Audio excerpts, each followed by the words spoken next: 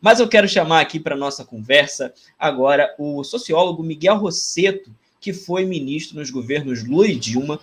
No governo Dilma, inclusive, ele foi ministro do Trabalho, foi um dos fundadores da CUT no Rio Grande do Sul. Muito bem-vindo. Um abraço, Lucas. Prazer estar aqui contigo, viu? E com aqueles que acompanham a Fórum. Parabéns pelo teu trabalho, tá? E o trabalho de todos vocês, viu? Maravilha, muito obrigado. Rosseto, eu queria lhe perguntar logo de cara, assim, a gente viu a reforma da reforma trabalhista sendo aprovada. Logo, um dos primeiros medidas do governo Temer foi a aprovação da reforma trabalhista. O senhor estava como ministro do Trabalho no governo Dilma. E o que mudou de lá para cá na questão trabalhista? Aumentou o número de empregos? Como é que foi prometido? Lucas, deixa eu só fazer uma referência muito rápida aqui. Eu acompanhei um pouquinho o final da tua fala com a Laura, viu?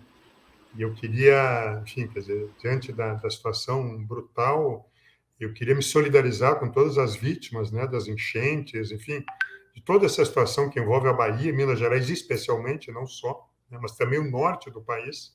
Aqui no Rio Grande do Sul, viu, Lucas, nós passamos numa situação contrária, uma estiagem, uma seca muito severa, com perdas muito grandes para a nossa agricultura, e também com muitas famílias sem acesso à água, enfim, uma situação dramática. E, infelizmente, né, o que nós acompanhamos, seja na enchente, seja na seca, enfim, é uma ausência absoluta, né, da presença do governo federal. É impressionante a ausência, e nós temos experiências, né, o país tem experiências, nossas instituições, de lidar com esses fenômenos, né, dos governos Lula e da Dilma, dos governos estaduais. E fica a minha solidariedade, ao mesmo tempo, essa denúncia, né, da ausência e da irresponsabilidade do governo federal diante dessa tragédia, né, enfim, que abala tantas e tantas famílias desses estados e aqui no estado do Rio Grande do Sul por conta da seca. Lucas, tu falava da agenda trabalhista, né? Eu acho que é importante, assim, nesse nosso primeiro esquentando, na medida que nós estamos esquentando a nossa conversa, lembrar que o Bolsonaro acabou com o Ministério do Trabalho. Isso não é pouca coisa, né? Quer dizer, o Temer já tinha acabado com o Ministério da Previdência, que é um negócio impressionante, viu, Lucas, e aqueles que nos acompanham. Previdência Social e INSS são mais de 30 milhões de brasileiros e brasileiras que, de alguma forma, vivem, né, e recebem atenção e acolhimento por parte do INSS. Portanto, é uma área extraordinária, né, de proteção social, de benefícios sociais, que foi completamente abandonada e vista pelo Temer e pelo Bolsonaro como um problema de custo fiscal e não um direito fundamental de milhões e milhões de brasileiros. É bom lembrar também que nós vimos, durante a nossa experiência de governo, isso vai fazer parte do nosso debate, nós vimos uma situação de crescimento econômico ao longo dos períodos do Lula e da Dilma e de um forte crescimento do emprego e da emprega com carteira assinada, né? Os dados nos mostravam, né, Lucas, mais de 20 milhões de empregos e postos de trabalho com carteira assinada. Significa a nossa juventude, que as mulheres, né, que a população negra, que são as populações mais vulneráveis, começava a ter acesso ao mercado de trabalho e acesso no mercado formalizado. Significa um rendimento melhor, um salário maior. A carteira assinada significa o 13º, o fundo de garantia, as horas extras, quer dizer, um salário maior do que aquilo que é um ambiente de informalidade, né? Nós vemos nesse crescimento, o golpe vem exatamente para interromper esse movimento que é novo na história do Brasil, onde os assalariados, os trabalhadores, né, passam a participar mais da riqueza do país, e o golpe interrompe esse circuito, seja através do salário, a política do salário mínimo, né, que é uma política, viu, Lucas, muito, muito importante, uma das políticas mais importantes na redução da pobreza e na inclusão social do nosso país, marcado pela desigualdade. O salário mínimo nos períodos do Lula e da Dilma, ele subiu acima da inflação 76%. Né? Portanto, as pessoas mais vulneráveis, os aposentados do campo da cidade, o salário mínimo, viu, Lucas e amigos que nos acompanham, é uma referência de renda mesmo para o setor informal da sociedade brasileira. O golpe veio por isso, né? Ele para esse processo, onde não só a renda é melhor distribuída, porque tem mais emprego, os sindicatos se fortalecem, as negociações coletivas são positivas, o crescimento da economia, mas também, inclusive, pela renda indireta, né? O acesso à educação pública, o acesso à moradia, tantas políticas que beneficiaram quem trabalha no campo e na cidade, agricultura familiar, etc. O golpe vem, e aqui eu faço só uma lembrança de uma mentira, né, que foi exposta pelo tempo, né? Lembra que no Temer, o Meirelles, né, que anunciava, que era o grande ministro que anunciava a reforma trabalhista, a destruição dos direitos trabalhistas, Lucas, falava de que iriam gerar 6 milhões de postos de trabalho. O resultado são 14 milhões de desempregados no Brasil hoje, 6 milhões de desempregados desalentados, aquelas pessoas que perderam, inclusive, o ânimo, não tem renda para pegar um ônibus para buscar. E 34 milhões, eu acho que isso é importante, assim, né? Eu não quero aqui, Lucas, começar a passar dados e dados, mas quando a gente fala em 20 milhões de desempregados no Brasil, né? Quando a gente fala que tem 34 milhões de brasileiros vivendo na absoluta informalidade, a sua maioria juventude, né? Sem nenhuma proteção social, dá conta do fracasso que foi do ponto de vista da sociedade brasileira, do ponto de vista de quem trabalha essa chamada reforma trabalhista, que retirou direitos, que precarizou relações de trabalho, que fragilizou os sindicatos e que permitiu uma acumulação maior das empresas do capital da riqueza gerada. Então, esse é um balanço importante, e por isso que um pouco aquilo que a gente conversava antes, inclusive, né, preparando esse nosso encontro, este marco que a Espanha produziu recentemente, ele é tão importante, porque ele é um marco simbólico com força, que encerra, eu diria assim, esses 30, 40 anos de uma agenda neoliberal que nunca entregou o que promete, nunca. Lucas, essa turma nunca entrega o que promete, né? Retiraram direitos, aumentou a pobreza, diminuiu o salário, não teve crescimento econômico, a desigualdade aumentou. É assim sempre que esses caras fazem. Me parece que o exemplo positivo que vem da Espanha é que a turma por lá cansou, né? Encerrou esse ciclo, e os governos, o governo espanhol, o Estado espanhol, resolveu participar ativamente para melhorar a qualidade do trabalho e do emprego no Estado espanhol. Maravilha. A gente viu, então, esse debate chegando no Brasil com força, né, com o ex-presidente Lula, com a presidenta do PT, Gleisi Hoffmann. E você acredita que é possível implementar a revogação dessas medidas? Acredita que é possível um governo Lula adotar uma postura anti-neoliberal? É decisivo. O que dá o sentido, o Lula tem falado isso com muita clareza, Lucas, né? A sociedade brasileira esgotou essa condição. Esse é um projeto fracassado do ponto de vista da sociedade. Tudo aquilo que era anunciado, né, como elementos positivos, eles se revelaram grandes mentiras. A sociedade não teve crescimento econômico, a pobreza aumentou, a desigualdade do Brasil, que já era imoral, né, ficou mais imoral ainda. Lucas, né, isso sempre é importante, nós temos 19, 20 milhões de brasileiros que voltaram a passar fome nesse país. Mais da metade da população brasileira vive em insegurança alimentar. E, ao lado disso, nós temos o surgimento de bilionários. A concentração de renda é imoral nesse país, é escandalosa, e ela foi aprofundada ao longo dos anos. Veja bem que a riqueza do país, agora de 21, Lucas, ela se aproxima da riqueza de 2013. Né? E como há uma concentração de renda crescente, o número cada vez maior de brasileiros vai para a pobreza de forma impressionante. O coronavírus, a tragédia da gestão do governo Bolsonaro sobre o coronavírus só ampliou, deu velocidade num processo de exclusão que já vinha. Portanto, essas políticas, né, que enxergam o salário só como custo, elas não respondem às necessidades da sociedade brasileira, né, de garantir trabalho, emprego, né, uma remuneração justa, adequada, digna para a sociedade brasileira. É impossível pensar um Brasil no futuro, na minha opinião, e o Lula tem afirmado isso permanentemente, né, sem que o tema do trabalho e do emprego sejam temas centrais. É brutal, né, o empobrecimento da sociedade brasileira, em paralelo à concentração da riqueza. Né? Não tem democracia que sobreviva a essa desigualdade e essa injustiça social. A candidatura do Lula e a força da candidatura do Lula, do que ele representa, vem exatamente daí. De uma memória de um povo que viveu melhor, né, que teve acesso a políticas públicas, que foi respeitado, que teve um salário mínimo maior, um aposentado do campo da cidade, um jovem que teve uma carteira de trabalho assinado, né? Um jovem que pôde ir para estudar numa universidade. Quantas famílias, né, Lucas? Pela primeira vez, um filho de uma família foi para uma universidade. Um agricultor teve acesso a um crédito, a uma terra, a uma luz, energia elétrica, uma casa no campo, e a resposta foi muito positiva. O Brasil produziu mais, a renda foi distribuída e todos viveram melhor. Essa é a memória que eu penso majoritariamente a sociedade brasileira busca. E o tema do trabalho é um tema que nós devemos discutir centralmente. Inclusão pelo trabalho, direito ao trabalho, né? O direito a uma remuneração justa, seja como assalariado, seja como auto-organizado em cooperativas, na economia solidária, em associações, enfim.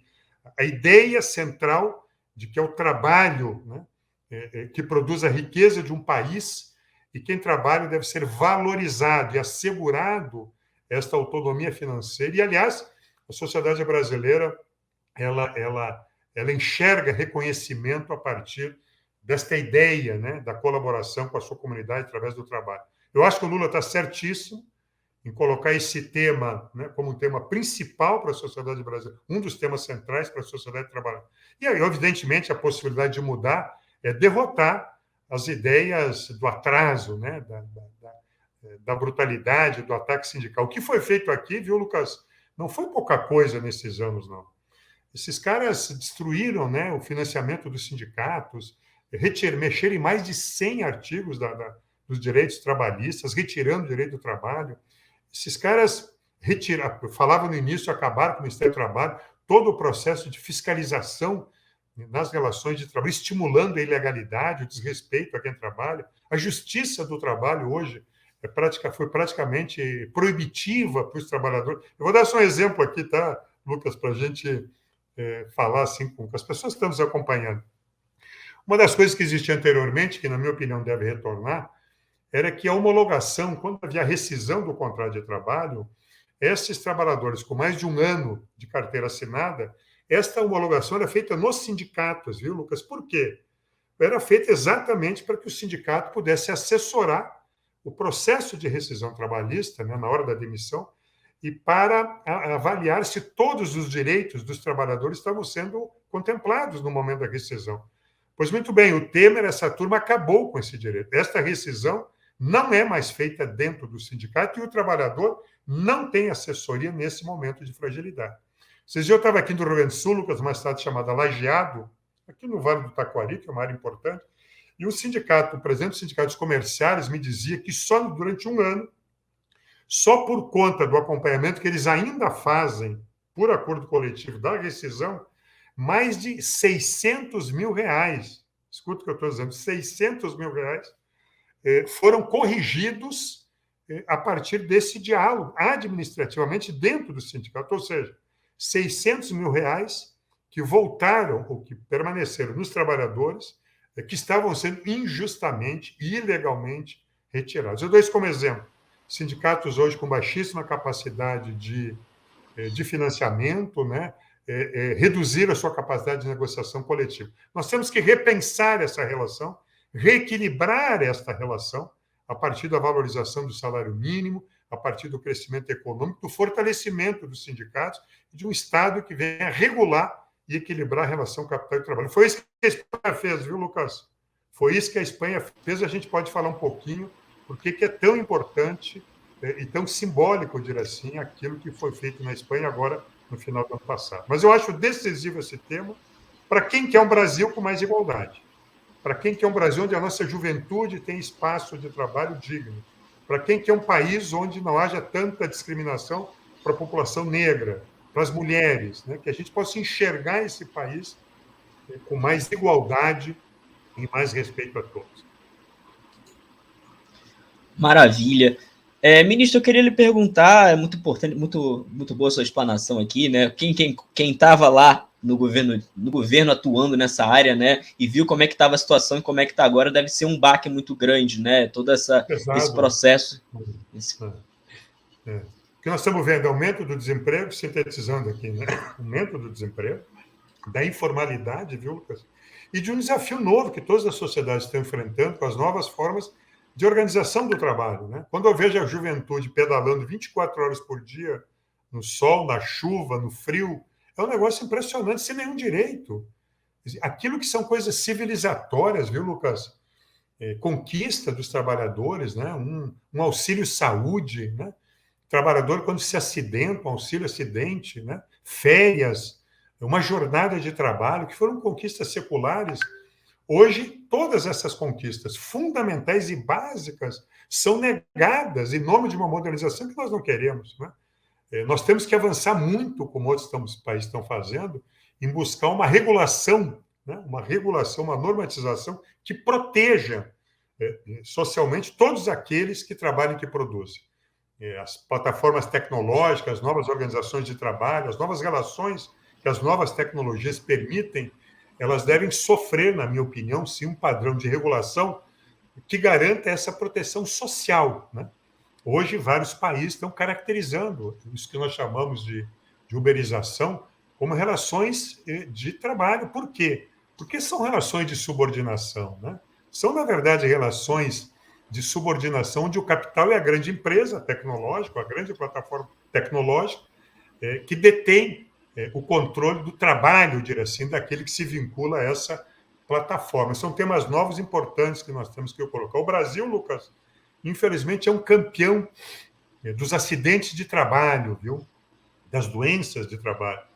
E quando esse governo retirou, né, a fiscalização, o acompanhamento das relações de trabalho, o que nós estamos acompanhando é um crescimento assustador da doença do trabalho, dos acidentes do trabalho.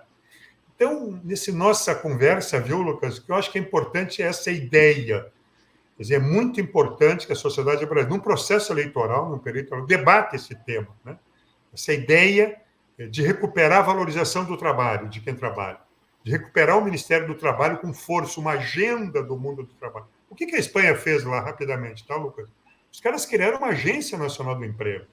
Os caras da Espanha recolocaram o governo federal, o Estado espanhol, com a responsabilidade da geração de trabalho e emprego.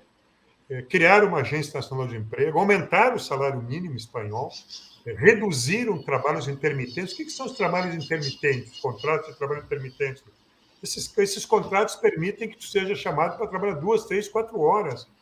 Esses contratos acabaram com a ideia do salário mínimo para a sociedade. Nós temos trabalhadores hoje que não recebem o salário mínimo no mês e não conseguem, inclusive, estabelecer sua cota previdenciária. Esses caras acabaram com isso.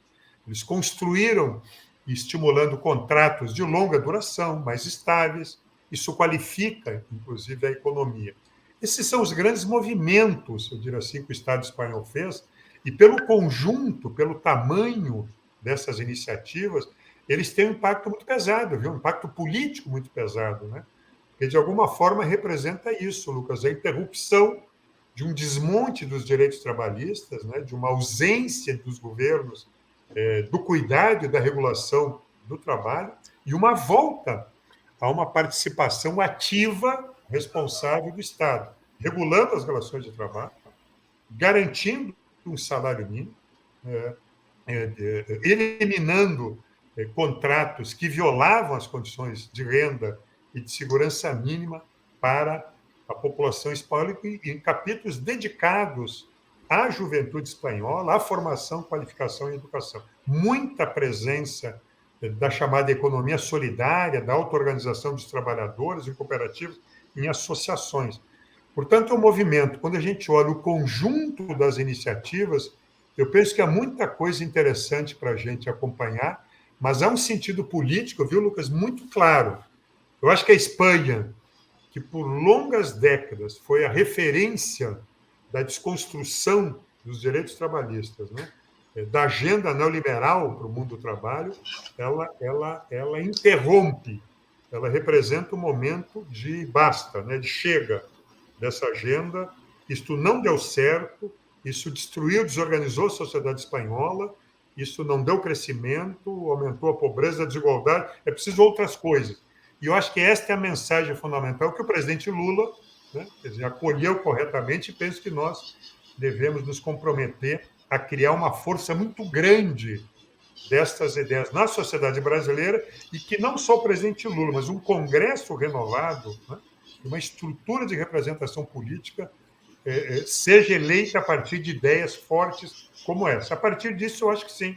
Eu acho que o governo que seja eleito a partir com esse compromisso público, de um Congresso Nacional, né, eleito com esse compromisso, no Brasil tem condições de interromper esse ciclo de barbárie, de violência enorme, e reconstruir, através de um diálogo, uma nova agenda para o trabalho e para o emprego e para o crescimento econômico para o nosso país. Eu tenho muita confiança nessa capacidade, fortalecendo os sindicatos, as centrais sindicais, criando um ambiente de negociação forte, enfrentando essa situação que tem sustentado o nosso país. Maravilha. Eu queria lhe perguntar, puxando nesse caminho, né? Então, o senhor considera que é um bom modelo, o modelo espanhol, ou tem que ter suas adaptações, né? Eu acho que é uma referência, né, Lucas? Claro que o Brasil tem uma dimensão, nós temos problemas superiores aos problemas espanhóis, nós estamos falando de 120, 140 milhões, que é uma força de trabalho gigantesca. A nossa história é uma história que tem um padrão de desigualdade muito superior, né, ao padrão espanhol. Nós temos situações que nós temos que enfrentar, que fazem referência à juventude, né, a população negra, as mulheres, né, que são as mais excluídas do mercado de trabalho. Nós temos uma situação de informalidade escandalosa, viu, Lucas? O fato é que a economia brasileira nunca conseguiu oferecer, incorporar o povo trabalhador numa economia formalizada, né? Nós somos herdeiros de duas situações históricas, viu, Lucas, que nós nunca conseguimos enfrentar de uma forma correta e positiva, né? Primeiro é a exclusão brutal e cruel da população negra liberta, né, que não foi incorporada ao mercado de trabalho, especialmente porque não teve acesso às terras do Brasil. Essa população negra, violentada pela escravidão, continuou sendo violentada pela ausência do direito à terra, a um trabalho, a partir do fim da escravidão formal nesse país. Eu diria que a obra da escravidão continua, e continua, infelizmente, no nosso país. São milhões de negros que não foram, né, que não tiveram seu direito ao trabalho ao longo desse período reconhecido. E segundo, os imigrantes também, né, Lucas? Todos nós, de alguma forma, somos herdeiros dessa massa de imigrantes pobres que aos milhões vieram para o Brasil.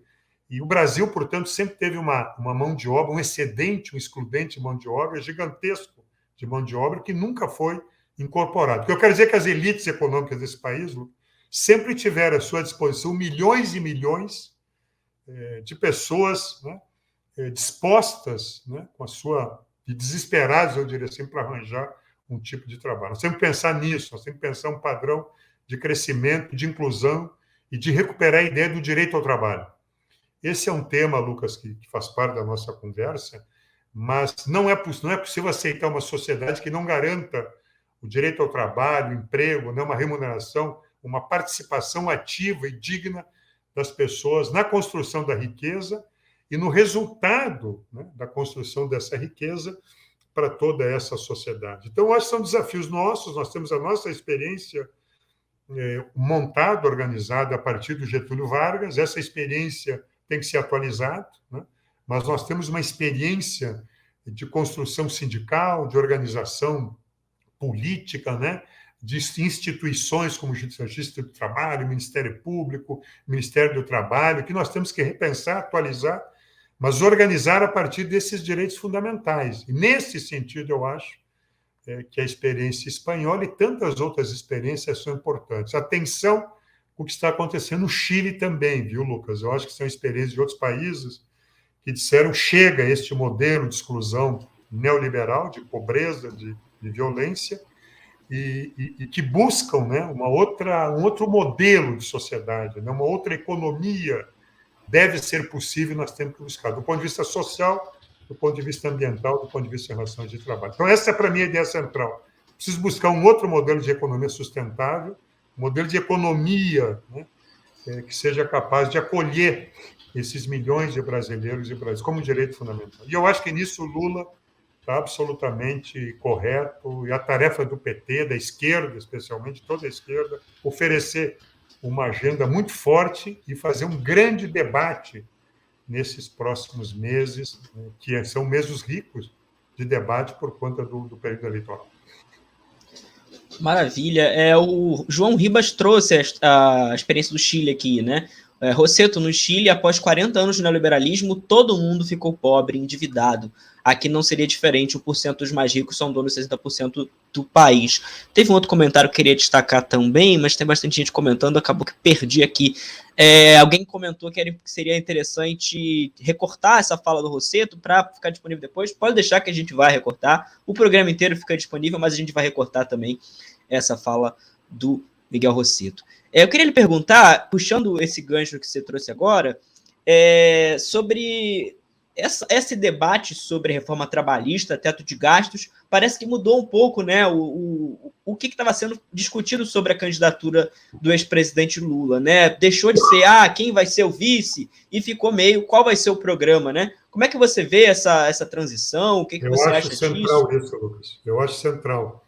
Eu acho que a nossa responsabilidade é oferecer uma alternativa de futuro para a sociedade brasileira. Nós ainda vamos avaliar melhor, eu acho, viu, Lucas, a tragédia do Bolsonaro e do bolsonarismo. Precisamos derrotar o Bolsonaro e o bolsonarismo, né? Essa violência na política. O fascismo é isso, né? É a intolerância e a violência na política, né? É um negócio impressionante. Esses caras agora, Lucas, né? Os caras recusando vacina para criança. É um negócio... Quer dizer, isso significa é a morte, né?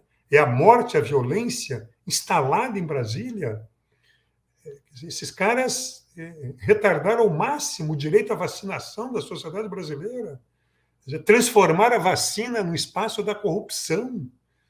Quer dizer, esses caras devem pagar por isso. É preciso derrotar essas ideias, essa desconstrução das políticas públicas. Nós fazemos referência no início do nosso encontro aqui, né, Lu? É possível. Não uma frase alentadora que sai de Brasília para o povo brasileiro. Nenhuma frase. É violência, é descaso, né? São privilégios mantidos e um debate importante a ser feito. Que país nós queremos? Nós temos várias experiências de governo. As experiências nossas nos permitem mais ousadia, na minha opinião, viu, Lucas? A experiência não significa ser conservador. A experiência nos dá uma segurança de ousarmos mais e mais rapidamente. Eu acho que esse é o grande debate que tem que ser feito. Qual é a agenda, né, de reformas para o Brasil? Eu trago uma delas que para mim é central, que é a questão do chamado mundo do trabalho. Nós temos que refazer um compromisso com a juventude, com o povo desse país, de inclusão, de renda, de trabalho, de qualificação profissional, de educação, de direitos fundamentais, ao lado dos temas ambientais, do crescimento e outros. Eu acho que um dos temas, Lucas, que nós temos que aprofundar muito é a ideia da participação popular, pensar um governo de transformação no Brasil. Essas duas palavras muito importantes, né? O Brasil precisa ser reconstruído, defender um sistema único de saúde forte, né? Um sistema de educação forte, né? Recuperar esses institutos, né, tão importantes do nosso país, encerrar esse ciclo de privatização desastroso. O mundo inteiro. Eu estava, viu, Lucas, recentemente lendo uma matéria. Na última década, mais de 600 empresas do mundo inteiro, 700, foram reestatizadas. Serviços fundamentais de energia, de transporte, de água, né? Porque são bens fundamentais, né, para uma sociedade, né? Então, repensar isso, esse desastre que é a Amazônia, a natureza, né, sendo destruída, né, os rios contaminados. Né? Eu acho que essa é a agenda fundamental. Eu fazia referência para um debate muito importante, que o Lula, eu acho que está muito atento, o PT está muito atento, a esquerda, é uma gestão com maior participação popular. Nós não podemos pensar a democracia limitada à representação política, Lucas. A democracia é uma condição de presença cidadã e política permanente. Nós temos várias experiências de participação popular, né? Rica, que nós devemos enriquecer o orçamento participativo, os conselhos setoriais, as conferências nacionais. É uma democracia ativa, forte, viva, permanente. Eu acho que isso é uma grande experiência que nós temos que retomar em grande escala a nível nacional. E assim sustentar uma agenda de mudanças, uma participação extraordinária do nosso povo, né, Lucas?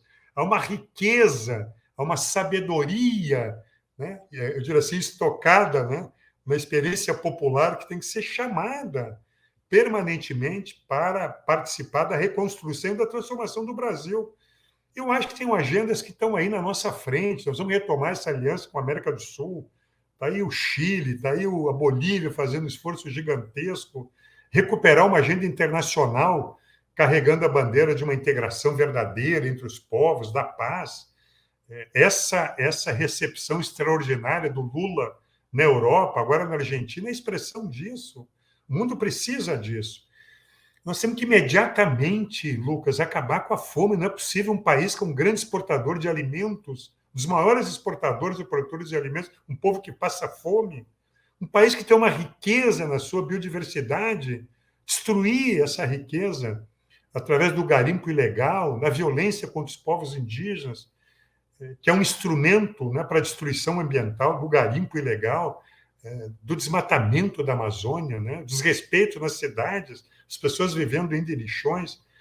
Então, eu acho que esses são os temas centrais, né, a qualidade de vida nas grandes cidades, do transporte urbano, essa grande, eu diria assim, agenda que nós estamos preparados e vamos preparar para esse debate ao longo desses meses. E eu acho que a população, através das pesquisas, vem mostrando isso, né, Lucas? Esse é um país que destruiu o Ministério do Trabalho, o Ministério da Indústria. Aqui no Rio Grande do Sul é um exemplo também, viu, Lucas? O Bolsonaro destrói a única empresa produtora de circuitos eletrônicos semi-integrados da América Latina, do Brasil. Esses caras é uma gente destruidora, quer dizer, destrói a ciência, né? A tecnologia, a capacidade de produção nossa.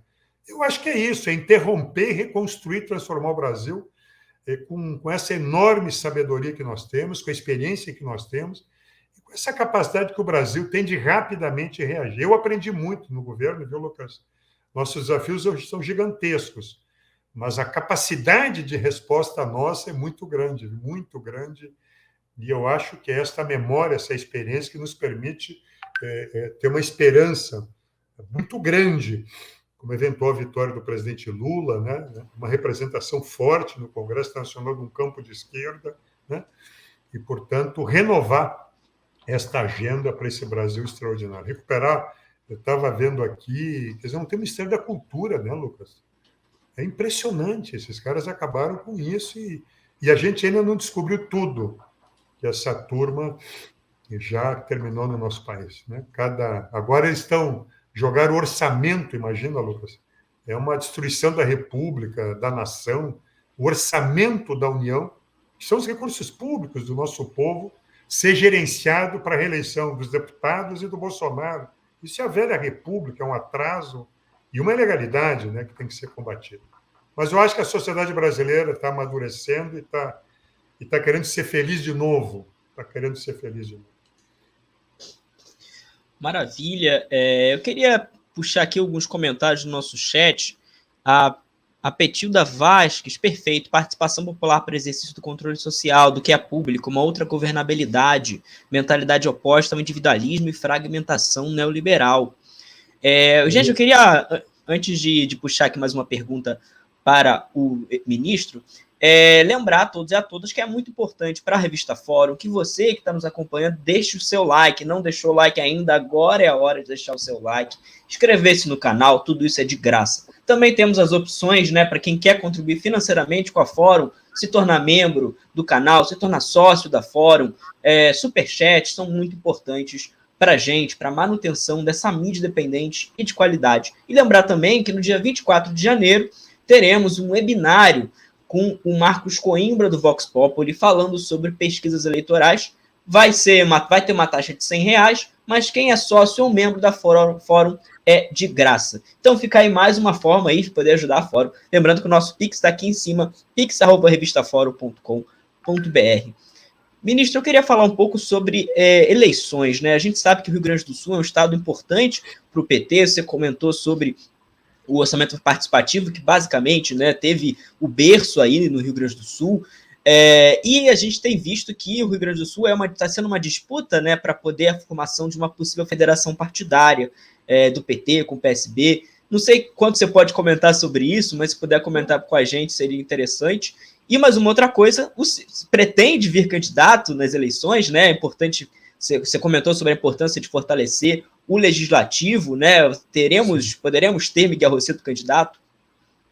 Lucas, eu acho muito importante a ideia da federação. Nosso partido vem discutindo isso, todos os partidos, o PT vem discutindo, e eu acho muito, muito importante essa grande novidade. Nós estamos falando de uma aliança partidária com identidade programática, de caráter nacional e organizado no tempo. Isso é muito importante. Criar uma referência de esquerda de forma duradoura, presente na sociedade, né? Organizada a partir de uma pauta nacional de transformação. Eu acho muito importante e tenho trabalhado muito, viu, Lucas, para que o PT, para que os partidos de esquerda, enfim, o PCdoB, o PSOL, o PSB, enfim, possam compor outros partidos que fazem parte dessa discussão, a rede, né, enfim. E acho muito importante que isso seja realizado e que nós possamos nos apresentar já nessa eleição, junto ao povo brasileiro, com a força de atração para mim que tem esta unidade da esquerda. Todos os atos que eu participo, viu, Lucas? Todas as reuniões, inclusive as reuniões virtuais, sempre é um apelo muito forte da população, da nossa militância, da unidade da esquerda. Pois muito bem, nós temos a oportunidade de unificarmos a esquerda, né, a partir de um programa, de uma relação democrática entre os nossos partidos, nos apresentarmos com potência e com capacidade de atração muito forte. Eu estou trabalhando muito para que nós possamos, já nessa eleição, nos apresentarmos desse jeito, com essa unidade, e construirmos uma bancada federal muito forte. Eu acho sim, viu, Lucas, se a gente se apresenta e trabalha nessa perspectiva, eu acho que nós podemos sim ter uma bancada de deputados federais e senadores muito fortes, como um polo de sustentação político parlamentar para um governo de transformação, que é o governo do Lula, muito, muito importante, e superando essa fragmentação eleitoral insuportável, eu diria assim, para uma democracia, para o controle, inclusive, da sociedade. Então, esse é o primeiro ponto. Acho muito importante chegar lá. Aqui no Rio Grande do Sul, nós estamos bem posicionados, do ponto de vista eleitoral, na minha opinião. Nós estamos vivendo, né, o desastre de dois governos muito ruins, o governo Sartori, do MDB, e o Leite, do PSDB, são dois consórcios neoliberais que reproduzem no Estado os consórcios nacionais. Né? Todos eles se unificam, né? Eles aparentemente têm interesses diferenciados, mas é o mesmo projeto. Né? MDB, PSDB, PTB, PP, essa turma toda governa junta contra o povo, eu diria assim, sempre. Nós estamos aqui com a nossa candidatura do companheiro Edgar Preto, um deputado estadual com muita experiência aqui no Estado, representando o PT, várias candidaturas, o Pedro Ruas do PSOL já anunciando, o Beto aqui do PSB, Manuela do PCdoB, uma pessoa super importante aqui. E nesse momento, o nosso partido, e tem trabalhado muito, é um ambiente de buscar, viu, Lucas, ouvintes, uma unidade ainda no primeiro turno, né, que é muito, muito importante. Né? A nossa experiência eleitoral, nas últimas eleições, isso ocorreu, a direita, né, o consórcio neoliberal, eu diria assim, né, cria dois polos eleitorais fortes, um polo mais autoritário, bolsonarista, né, essas candidaturas Reins, Onyx, essa turma, um outro polo, né, um partido do MDB, do PSD, são polos neoliberais, né? E é muito importante que a esquerda se unifique, na minha opinião, ainda no primeiro turno, para que nós tenhamos melhores condições, né, de defender e sustentar a candidatura do Lula aqui no Estado e, ao mesmo tempo, disputarmos no segundo turno com grande condição de vitória. Todos nós estamos muito entusiasmados, eu diria assim, e comprometidos com essa ideia do Rio Grande do Sul voltar a assumir um papel democrático de esquerda popular. Nós somos referência do AP, aqui o Fórum Social Mundial encontrou um espaço, né, de participação, e acho que é uma expectativa muito grande da população gaúcha de voltar, de deixar de ser governado pelo atraso e voltar a participar de um ambiente de mudanças ao lado junto com o presidente. O Rio Grande do Sul quer colaborar com o Brasil. O Rio Grande do Sul não pode ser um estado que atrapalhe, eu diria assim, a partir do governo estadual, um crescimento, uma transformação do Brasil. E para responder a tua última pergunta, viu, Lucas? Eu sou pré-candidato a deputado estadual pelo PT aqui no Rio Grande do Sul. Eu penso que é muito importante fortalecermos a nossa presença da esquerda aqui no Estado, seja para sustentar um governo estadual de transformação, para sustentar um governo nacional e para ajudar a organização política popular aqui no Estado do Rio Grande do Sul. Então, eu estou trabalhando com fui estimulado, eu diria, aceitei esse estímulo generoso de muita gente para que eu participe dessa disputa e colabore na condição de pré-candidato a deputado estadual pelo PT aqui no Rio Grande do Sul. Maravilha. Olha, muita gente ficou interessado mais nesse debate da federação, que já tem um tempo, né, que esse debate surge, mas a Maria Angélica perguntou: a união de toda a esquerda irá trazer benefício pela população? E o José Mendes perguntou se o tempo para construir a federação não é curto. Então ele pergunta: ainda dá tempo de construir uma federação para essas eleições de outubro? Eu acho que sim, Lucas. O tempo é curto, sim, mas eu acho que há uma compreensão muito clara do valor político dessa união. Há um esforço dos partidos no sentido de buscar uma relação, que eu acho que é o tema mais delicado, Lucas, e eu não sei, não lembro o nome de quem fez a pergunta, Lucas, José, né? José? Pode ser? Isso, José. É uma relação democrática entre os partidos, né, que devem construir decisões conjuntas pelo período de 4 anos seguintes. Né? A federação tem um prazo mínimo de convivência por 4 anos. Portanto, nós atravessaríamos essas eleições, que é o que eu desejo, e também nos apresentaríamos nas eleições municipais, né? Daqui a 2 anos, também como uma força unificada. Eu acho que a unidade dos partidos de esquerda ela permite apresentar uma força muito grande exatamente por conta da unidade. A dispersão da nossa energia política, né, nas campanhas eleitorais é muito grande. Uma apresentação, né, uma apresentação unificada, eu tenho absoluta segurança que entusiasma a nossa militância, as nossas bandeiras conjuntas. Eu tenho dito, viu, Lucas, as nossas bandeiras nos atos juntas, elas brilham mais. Essa ideia de atos unificados, uma militância unificada, uma apresentação unificada, com um programa de transformação popular, de participação popular, é muito, muito importante, muito forte. Quer dizer, isso faz com que o tema do programa, isto que tu trouxe para nós, Lucas, que o programa, que a agenda, que as propostas, elas ganhem mais destaque. É óbvio que nós precisamos de um sistema único, unificado, forte, recuperar uma ideia da educação pública, né? A agenda ambiental, o combate ao racismo, né? Ao machismo, à misoginia, à homofobia, quer dizer, os temas ambientais, quer dizer, uma agenda internacional. Toda esta agenda programática, as ideias, elas têm mais espaço no debate político quando nós nos apresentamos mais unificados, com mais potência e falando a mesma voz, né? Participando juntos, marchando juntos. Eu tenho muita, muita confiança de que as nossas bandeiras brilham mais, animam mais, entusiasmam mais e convocam mais a população a uma grande agenda de mudança. E essa união vai de encontro a uma expectativa grande, de uma parcela muito grande da população que quer enxergar. E cria uma base parlamentar de governo e uma base parlamentar maior para sustentar um governo de mudança, um governo transformador. Não é fácil, viu, Lucas? Eu vivi o governo Lula, vivi o governo da presidenta Dilma, é impressionante, né? 30, 40 representações partidárias, os mandatos, infelizmente, viraram unidade de negócio, são unidades de negócio, não tem o sentido político, ideológico que 40, 50 partidos representem, né? Representam interesses, infelizmente, particulares, não tem nada a ver com uma democracia fortalecida, com a expressão, né, da pluralidade social e regional de um país grande como o nosso.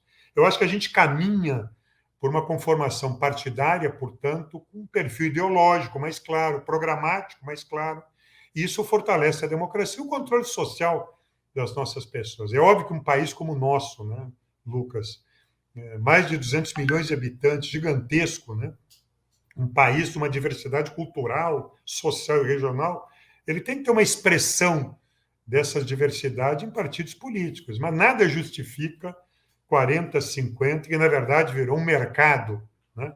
Um mercado partidário por conta de fundos, televisão, interesses menores, né? Haja visto esta coisa dessas emendas parlamentares, tudo isso que desconstrói, eu diria assim, uma relação adequada de governos com a sociedade. Maravilha, muito obrigado, ministro Miguel Rosseto, né? Estou como ministro nos governos Lula e Dilma. Quem chegou agora, gente, teve mais pessoal chegando agora, pode voltar para o início, né? Pegar aqui, voltar para o início da entrevista com o Miguel Rosseto, voltar para o início com a entrevista com a Laura. Nosso papo foi muito interessante aqui hoje. Tem muitos comentários por aqui, né? O pessoal elogiando aí a ideia da federação partidária com o programa, né? Bem bacana isso. E a gente está chegando no nosso tempo, né? A conversa foi muito bacana, mas a gente está chegando no nosso tempo. Queria perguntar se o ministro quer deixar um recado final aí sobre como que está vendo essas eleições e todo esse nosso contexto que a gente está. Lucas, estimular, primeiro te cumprimentar pelo debate, mais uma vez agradecer essa oportunidade. Eu acho que a gente tem que agarrar com as duas mãos, com a alma inteira, com o coração inteiro, essa democracia conquistada por nós, mais uma vez, contra a visão golpista, autoritária do Bolsonaro e do bolsonarismo, agarrar essa democracia, participar intensamente do debate político, todos nós, intensamente, construirmos uma grande vitória do país que queremos, do Brasil que queremos, dos estados que queremos, participarmos de todas as formas, nas redes, nas ruas, com os cuidados necessários. Nós não sabemos, né, Lucas? Quer dizer, qual é a condição sanitária nos próximos meses, mas agarrar essa democracia, né? Nós precisamos derrotar o autoritarismo, esse projeto ultra-neoliberal, produtor de morte, de violência, de destruição, né? A população brasileira assustada, intimidada, né? Abandonada, desprezada por esses governos. A população merece todo o nosso respeito. Nós precisamos recuperar a ideia da esperança nesse Brasil extraordinário que nós queremos construir. Então, a minha última fala é essa, uma fala de convocação para uma intensa participação nesse processo político, de todas as formas, com todas as ideias. Um debate forte, um debate respeitoso, mas um debate muito vigoroso, buscando, no processo eleitoral, Lucas, né, criar uma grande mobilização popular que não termina nas eleições, que tem continuidade para sustentar uma agenda de mudança, de transformação, onde todos possam participar ativamente e de forma permanente. A responsabilidade dos governos, dos parlamentos, é abrirem esses espaços permanentes de participação popular, de apresentarem agendas concretas de mudança, como essa que a gente falou. Eu acho que o tema do mundo do trabalho é central. Eu acho que a ideia de um outro mundo do trabalho, que não é esse da pobreza, da miséria, da violência, da doença, da exclusão, ele é absolutamente necessário. Eu vou procurar colaborar de todas as formas neste debate. Nós temos que olhar esse mundo do trabalho e saber que é ali, Lucas, que as sociedades são mais ou menos desiguais ou iguais no mundo do trabalho. É ali que se define a natureza e a qualidade de uma sociedade, né? Portanto, esse é o debate que eu acho fundamental e quero participar e desde já te agradecer de novo, tá, Lucas, por essa participação, né? Então, muito obrigado, viu, por esse espaço. Parabéns pelo teu trabalho, parabéns pela revista Fora. Vamos embora, vamos fazer de 22 o ano da virada, o ano da retomada, né, de um país que nós queremos, dos estados que nós... Eu aqui no Rio Grande do Sul, né, tu por aí, cada um no seu estado, defendendo a mudança que nós queremos, viu? Maravilha, muito obrigado pela participação. Chegou um superchat aqui de última hora, se quiser comentar rapidinho sobre ele. A Marisa Weckmeister disse que Miguel Rosseto concorda com tudo, tenho medo do Alckmin, o cavalo de Troia, remetendo aí uma fala da Laura. E a Ângela foi já, rebateu, disse que o Alckmin vem agregar. É um debate que está quente aí, né? Até no nosso chat. Vamos embora, vamos continuar com esse debate. Vamos continuar com esse debate. Isso é uma coisa para março, abril. É muito importante que as pessoas se posicionem. Eu acho que o tema do programa é central. Acho também que não é menor o tema da vice-presidência, não, por conta, inclusive, da nossa experiência aqui no Brasil. Mas eu acho que o tema da agenda, né, dos compromissos com o povo brasileiro e uma agenda da federação, nesse momento, são absolutamente prioritários. Eu acho muito, muito importante que nós possamos, nesta eleição, inaugurarmos uma federação de esquerda, a União da Esquerda, de forma muito importante, criarmos as melhores condições para uma aliança ampla de esquerda e de setores democráticos no primeiro turno dos processos eleitorais, estudar potência política e potência eleitoral. E convocar aqui todos os gaúchos que estão nos acompanhando, viu, Lucas, a mudar o Brasil e mudar aqui o nosso Rio Grande, tá? Um prazer enorme, tá? Conversar contigo e à tua disposição, viu? E um abraço a todos que nos acompanharam, por óbvio aqui, tá? Cuidem-se todos. É isso, gente. Muito obrigado ao ministro Miguel Rosseto pela participação aqui no nosso programa. Na próxima sexta-feira tem mais programão. Quero lembrar a todos e a todas que às 20 horas tem o Pauta Brasil. Lembrar também que ainda dá tempo, acabamos de receber um superchat, ainda dá tempo para quem quiser nos ajudar. Nosso Pix está aqui em cima, pix@revistaforo.com.br. É uma forma de você contribuir com a mídia independente. Então, boa sexta-feira a todas e a todos e até a próxima semana.